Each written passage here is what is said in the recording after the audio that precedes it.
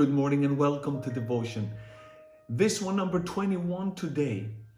And now, in spite of multiple warnings and knowing what awaited him, Paul was yet determined to go to Jerusalem, willing to suffer and even die for the name of the Lord Jesus Christ.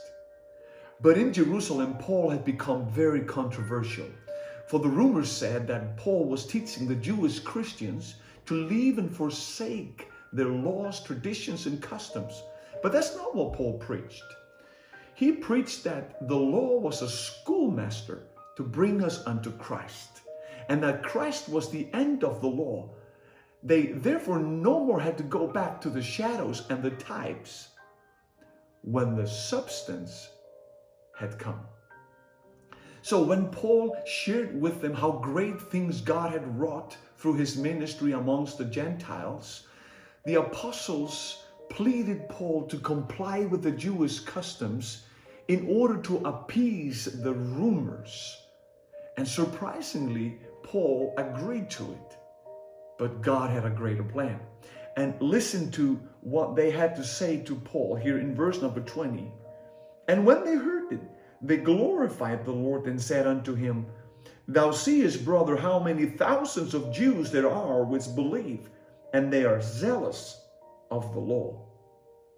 Now, what is the problem here? Their zeal was misdirected, therefore not understanding God's way of righteousness.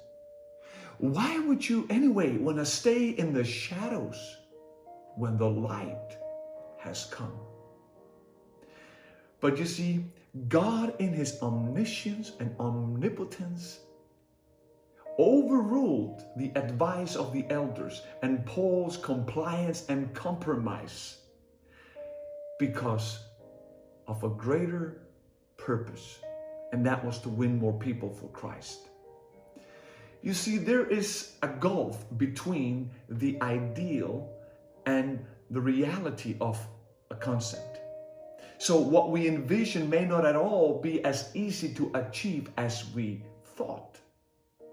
You may like the ideal of a concept, but never come into the reality of it. How then can we move from the ideal into the reality? Now, I'm glad you asked. And here's the answer, my friend. Faith. Faith.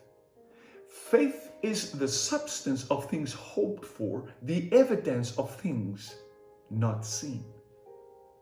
It is by faith that we please God. It is by grace through faith that we are saved. We are justified by faith. We walk by faith. The just shall live by faith. Christ dwells in our hearts by faith. My friend, don't stay in the shadows when you can walk in the light of liberty that you've been called to. I hope this has inspired you. Until next time, God bless you.